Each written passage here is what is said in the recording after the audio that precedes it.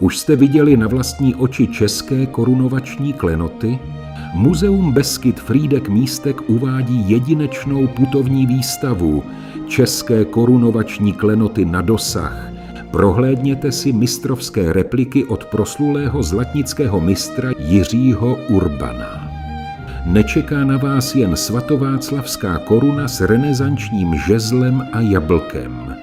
Na výstavě uvidíte i původní gotické žezlo a jablko, které jsou uloženy ve Vídni. Nechybí ani svatováclavský meč z dílny proslulého mečíře Patrika Bárty.